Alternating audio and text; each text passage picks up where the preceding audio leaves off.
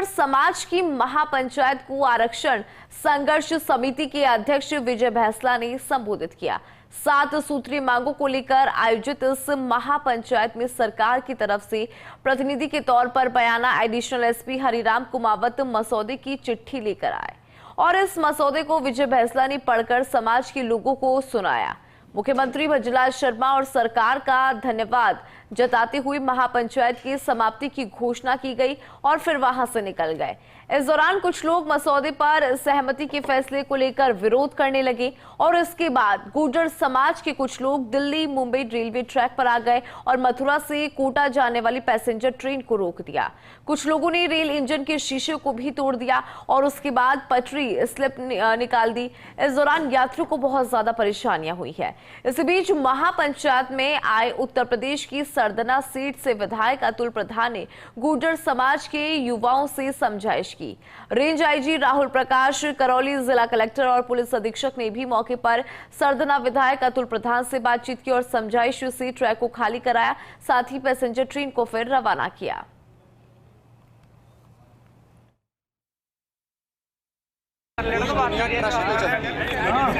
हमारे पास ये कागज जो आया है औपचारिक तौर से, इस मसौदे का हम स्वीकार करते हैं। मेरे को इस बात की बहुत खुशी है कि बहुत सालों बाद 2019 से लेकर के अब तक पहली बार ये निर्णय हुआ है कि कैबिनेट अप्रूवल करा करके नवी अनुसूची के लिए चिट्ठी और डॉक्यूमेंट्स यहाँ से भेजे जाए लेजिस्लेटिव तरीके से। बहुत बड़ी बात है। खुद राहुल प्रकाश जो आईजी हैं, रेंज आईजी, वो यहाँ पे इस वक्त मौजूद है। सर, आपकी अभी वार्तालाप भी हुई है, रेलवे ट्रैक को खाली करवा दिया गया है। आज यहाँ पे गुर्जर समाज की महापंचायत थी, उसमें कई सारी मांगे थी जो कि सरकार को पत्र के माध्यम से भी अवगत कराया गया था। उसमें ज्यादातर मुद्दों पे जो आश्वासन दिया गया है, जिसमें कि हमारे कलेक्टर साहब करौली, कहाँ है कलेक्टर साहब, उनकी तरफ से हम लोग उनको पत्र भी दे रहे हैं। आ जाओ ब्रजेश, आ जाओ,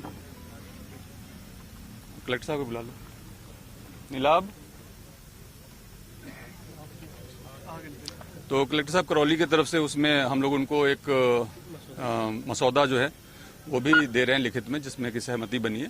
उसमें सारे मुद्दे थे, लेकिन एक जो कुछ 372 पदों को लेकर के विवाद था, उससे जुड़े हुए जो बच्चे थे वो उस बात से एक बार में सहमत शायद नहीं हो पाए थे, तो उन्होंने एक बार यातायात को बाधित किया, जो हमारे ट्रेन का यातायात था, और थोड़ी देर तक उसके कारण अवरुद्ध रहा। तो आकर के उनकी बात को सुना, समझा और उनको ये आश्वासन दिया कि जिस प्रकार के निर्णय लिए गए हैं, जिसमें सबसे महत्वपूर्ण निर्णय ये है कि 3 मंत्रियों की कमेटी बन रही है जो कि प्रत्येक 3 माह पे इन सारे मुद्दों पे विचार करेगी और उसमें संघर्ष समिति के हमारे जो नामित लोग होंगे वो जाकर के अपनी बात को कह सकेंगे। तो जो मुख्य मुद्दा था कि हमारी बात नहीं सुनी जा रही, वो मुद्दा तो यहीं पे समाप्त हो जाता है। और इनके लिए बहुत जरूरी है कि अपने हित को समझें और संवैधानिक तरीके से अपनी बात को रखें। अगर इनको लगता है कि हमें हमारा हक नहीं मिला और हमें अपनी बात कहनी है, तो उसका एक तरीका तय किया हुआ है संविधान और कानून के अंदर, उसके माध्यम से कहें, जिससे कम से कम इनको आगे नौकरी मिलने की संभावना में दिक्कत नहीं आए। तो ये इतनी सारी बातें हुई हैं और उसके बाद समाधान हो गया। महापंचायत में पहुंचे कुछ लोग जो आक्रोशित हैं, उनसे भी कोई बातचीत हुई है? सभी से बात हुई।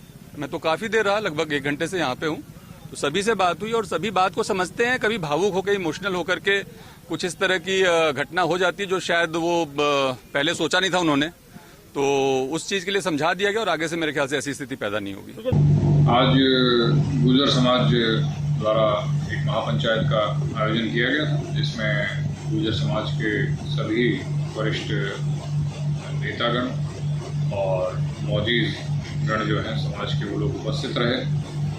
पूर्ण महापंचायत का आयोजन तथा समापन शांतिपूर्वक तरीके से हुआ था। शांतिपूर्वक समापन के उपरांत किसी कारणवश कुछ युवा वर्ग के सदस्य जो थे वो ट्रैक पर चले गए और ट्रैक पर जाकर के उन्होंने एक पैसेंजर ट्रेन को रोक लिया गया था। बाद में लगातार समझाइश, जो कि हमारे स्थानीय पुलिस जाब्ते द्वारा और स्थानीय लोगों द्वारा समझाइश की जाकर पुनः उनको ट्रैक से हटा करके और टेंट में लाया गया।